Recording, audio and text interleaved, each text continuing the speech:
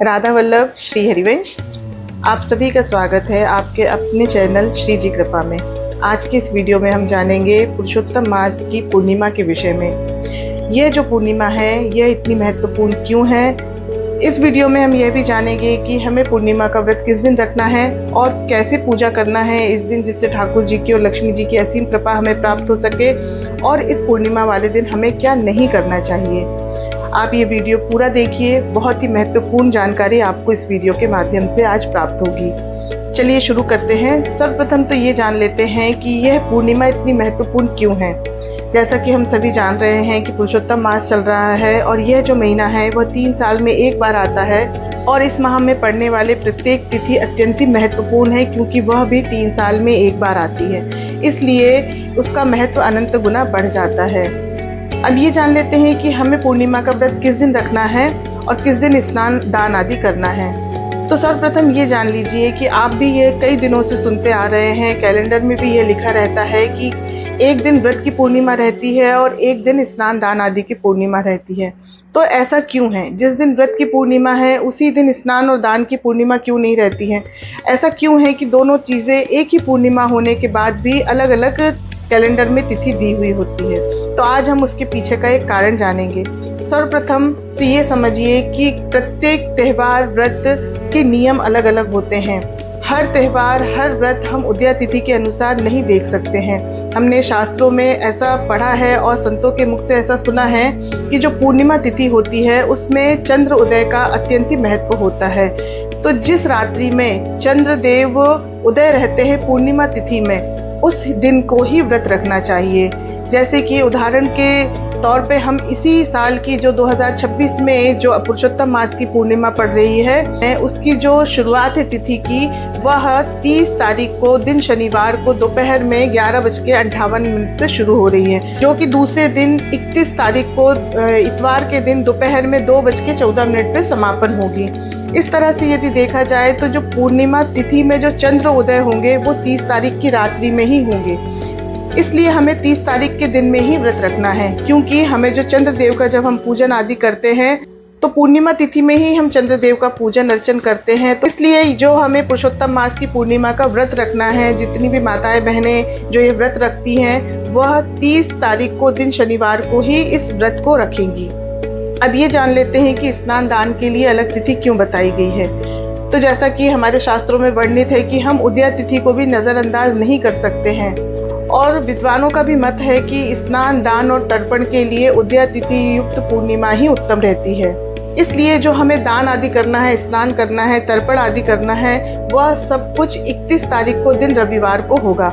आशा करती हूँ आज की इस वीडियो में आपको ये अच्छे से स्पष्ट हो गया होगा कि एक दिन व्रत की पूर्णिमा और एक दिन स्नान दान आदि की पूर्णिमा क्यों मनाई जाती है। अब ये जान लेते हैं कि हमें इस दिन पूजा अर्चना कैसी करनी चाहिए जिससे ठाकुर जी की और माता लक्ष्मी की असीम अनंत कृपा हमें प्राप्त हो। तो सर्वप्रथम इस दिन हम सभी को चंद्रमा की पूजा अवश्य ही करना चाहिए। यदि हम व्रत रखते हैं तो भी, और यदि हम व्रत नहीं रखते हैं तो भी, हम सभी को चंद्रदेव की पूजा अवश्य ही इस दिन करनी चाहिए। इस दिन चंद्रमा की पूजा करने से धन धान्य की वृद्धि होती है, इसलिए हम सभी को चंद्रदेव की पूजा अवश्य ही करनी चाहिए। पूजा करने की जो विधि है वह अत्यंत ही सरल है। जब चंद्रदेव उदय हो जाए तब उस समय हमें घी का या तिल के तेल का जो दीपक है वो जलाना चाहिए और उससे चंद्रदेव की आरती उतारना चाहिए, उन्हें प्रणाम करना चाहिए। उसके बाद एक कलश लेना चाहिए, उसमें कच्चा दूध युक्त जल भरे और उस कच्चे दूध युक्त जल से चंद्रदेव को अर्घ देना चाहिए। और अर्घ देते समय आपको यदि कोई मंत्र नहीं भी आता हो तो आप सिंपल इस मंत्र का उच्चारण करते हुए जल अर्पण कर सकते हैं। ओम चंद्रदेवाय नमः, ओम चंद्रदेवाय नमः, ओम चंद्रदेवाय नमः। इस मंत्र का उच्चारण करते हुए आप चंद्रदेव को जल अर्पण करिए।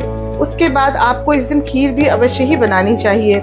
आप जो इस दिन खीर बनाएंगे उसका भोग चंद्रदेव को अवश्य ही लगाएं। एक कटोरी में चंद्रदेव के समक्ष उस खीर को रख के और उन्हें भोग समर्पित करें। और उसके बाद जो प्रसादी खीर है उसे घर के जितने भी सदस्य हैं सभी को अवश्य ही ग्रहण करना चाहिए। यदि आप चाहते हो कि आपके ऊपर लक्ष्मी जी की, ठाकुर जी की असीम कृपा हो, तो इस दिन हम सबको इस तरह से पूजा अर्चना अवश्य करनी चाहिए। अपने घर के मंदिर में इस दिन अखंड दीपक जला के रखना चाहिए। हो सके तो इस दिन मालपुओं का दान भी करना चाहिए, इसका भी बड़ा ही महत्व बताया गया है। इस तरह से यदि आप पूजा अर्चना करते हैं तो निश्चित रूप से ठाकुर जी की, श्री जी की असीम अनंत कृपा आप पर बरसेगी और आपके जीवन में ढेर सारी सुख, समृद्धि और शांति रहेगी। इस तरह से हमको पूजा करना चाहिए। अब ये जान लेते हैं कि इस पूर्णिमा में हमें क्या नहीं करना चाहिए। ये भी अत्यंत ही महत्वपूर्ण बात होती है कि इस दिन हमें क्या नहीं करना है। तो इस दिन हमें किसी भी दूसरे व्यक्ति का अन्न ग्रहण नहीं करना चाहिए। जैसे कि पूर्णिमा, अमावस्या पे अधिकतर लोग भंडारे आदि करते हैं, तो हमें कभी भी उन भंडारों में जाके भोजन नहीं करना चाहिए, अन्न ग्रहण नहीं करना चाहिए। ऐसा कहा गया है कि यदि हम इस तिथियों पे, पूर्णिमा में, अमावस्या पे यदि हम दूसरे का अन्न ग्रहण करते हैं तो इससे हमारे जो 15 दिन के जो पुण्य होते हैं वह नष्ट हो जाते हैं। इसलिए हमें इस दिन किसी भी दूसरे व्यक्ति का अन्न ग्रहण नहीं करना चाहिए। इस दिन हमें तुलसी जी को भी नहीं तोड़ना चाहिए। आप पहले ही तुलसी तोड़कर रख सकते हैं जिससे ठाकुर जी की पूजा अर्चना कर सके। जितना हो सके अधिक से अधिक स्वयं को दान करना चाहिए। जो भी ज़रूरतमंद व्यक्ति है उन्हें अन्न का दान करिए, वस्त्र का दान करिए। हमें दान करना चाहिए। हमें किसी का भी दिया हुआ कोई भी उपहार या दान या भोजन ग्रहण नहीं करना चाहिए, स्वीकार नहीं करना चाहिए। इस तरह से हमें इस पूर्णिमा में व्रत रखना है, दान आदि करना है और इस अवसर का लाभ उठाना है। आशा करती हूँ आज का ये वीडियो आपको अवश्य अच्छा लगा होगा, तो आप इसे अपनों के साथ अवश्य ही शेयर करें और कमेंट में राधे राधे अवश्य लिखिए। और इसी तरह के वीडियो आगे भी आपको मिलते रहे, इसके लिए मेरे चैनल को सब्सक्राइब भी अवश्य करिए। जय जय श्री राधे।